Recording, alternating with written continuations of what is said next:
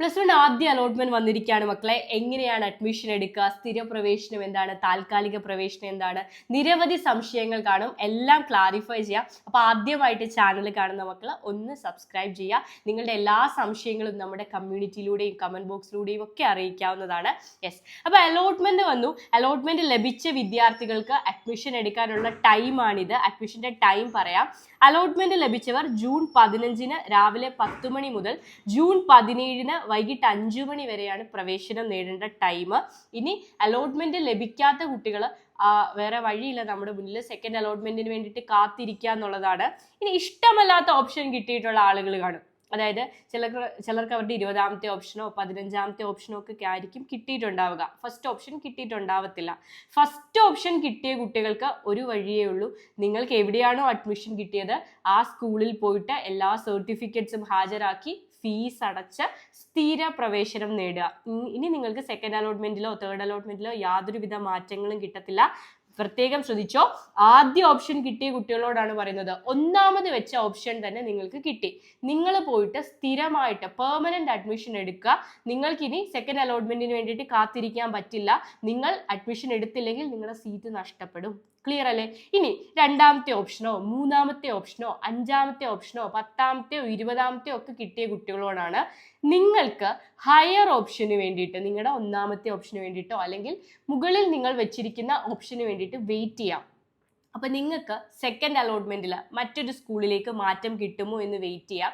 അതിന് വേണ്ടിയിട്ട് നിങ്ങൾ എന്താണ് ചെയ്യേണ്ടതെന്ന് ചോദിച്ചാൽ, നിങ്ങൾക്കിപ്പോൾ 5ാമത്തെ ഓപ്ഷൻ ഒരു സ്കൂളിലാണ് കിട്ടിയത്. ആ സ്കൂളിൽ ചെല്ലുക, താൽക്കാലിക പ്രവേശനം, ഓക്കെ, സ്ഥിര പ്രവേശനമല്ല, ടെമ്പററി അഡ്മിഷൻ എടുക്കുക, താൽക്കാലിക പ്രവേശനം നേടുക. അതിന് നിങ്ങൾ ഫീസ് ഒന്നും അടയ്ക്കേണ്ട. പക്ഷെ താൽക്കാലിക പ്രവേശനം നേടിയിട്ട് നിങ്ങൾക്ക് ഹയർ ഓപ്ഷന് വേണ്ടിയിട്ട് സെക്കൻഡ് അലോട്ട്മെന്റ് വരുന്നത് വരെ വെയിറ്റ് ചെയ്യാം. കാര്യം പറഞ്ഞത് ക്ലിയർ ആണല്ലോ? ഇപ്പൊ അലോട്ട്മെന്റ് ലഭിച്ചവരിൽ ആദ്യത്തെ 1ാം ഓപ്ഷൻ കിട്ടിയ കുട്ടികൾ പോയിട്ട് സ്ഥിരപ്രവേശനം നേടുക.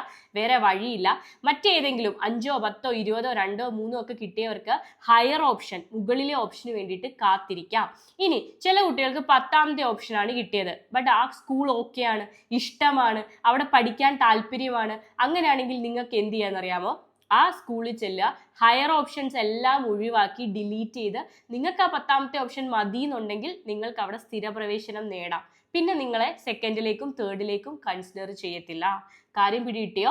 കിട്ടിയ കുട്ടികൾക്ക് കിട്ടിയ സ്കൂൾ ഓക്കെ ആണെങ്കിൽ ഇപ്പൊ തന്നെ പോയിട്ട് സ്ഥിര പ്രവേശനം നേടുക. പെർമനന്റ് ആയിട്ട് നിങ്ങൾ അവിടെ അഡ്മിഷൻ എടുക്കുക. ഇനി അല്ല, 2ഓ 3ഓ 4ഓ ഒക്കെയാണ് കിട്ടിയത്, 1ാമത്തെ ഓപ്ഷന് വേണ്ടി വെയിറ്റ് ചെയ്യണം, ഇനി ഹയർ ഓപ്ഷൻ വേണം, മുകളിൽ കൊടുത്ത ഓപ്ഷനിലേക്ക് പോകാനാണ് താല്പര്യമെങ്കിൽ കിട്ടിയ സ്കൂളിൽ ചെന്നിട്ട് താൽക്കാലിക പ്രവേശനം നേടുക. അഡ്മിഷൻ എടുക്കാതിരിക്കരുത്. അഡ്മിഷൻ എടുക്കാതിരുന്നാൽ ഉറപ്പായും നമ്മളെ അലോട്ട്മെന്റിൽ നിന്ന് പുറത്താക്കും. നിങ്ങൾക്ക് കിട്ടിയത് 1 ആയിക്കോട്ടെ 2 ആയിക്കോട്ടെ 3 ആയിക്കോട്ടെ, നിങ്ങൾ വെച്ച ഏത് ഓപ്ഷൻ ആണെങ്കിലും അവിടെ ചെന്നിട്ട് അറ്റ്ലീസ്റ്റ് താൽക്കാലിക പ്രവേശനമെങ്കിലും നേടണം. അല്ലെങ്കിൽ നമ്മൾ അഡ്മിഷൻ പ്രോസസ്സിൽ നിന്ന് പുറത്താകും, ഈ ഒരു അലോട്ട്മെന്റ് പ്രക്രിയയിൽ നിന്ന് പുറത്താകും.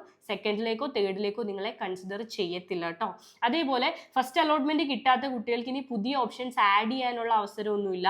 നമുക്കിനി സെക്കൻഡ് അലോട്ട്മെന്റിന് വേണ്ടിയിട്ട് വെയിറ്റ് ചെയ്യാം എന്നുള്ള ഒരു കാര്യം മാത്രമേ ഉള്ളൂ. അപ്പോൾ എന്തെങ്കിലും സംശയം ഉണ്ടെങ്കിൽ കമന്റ് ബോക്സിൽ ചോദിക്കാം, അല്ലെങ്കിൽ നമ്മുടെ കമ്മ്യൂണിറ്റി നമ്പറിൽ നിങ്ങൾക്ക് കോൺടാക്ട് ചെയ്യാം. അപ്പോൾ എന്തുണ്ടെങ്കിലും ചോദിക്കാം മക്കളെ. All the very best. By.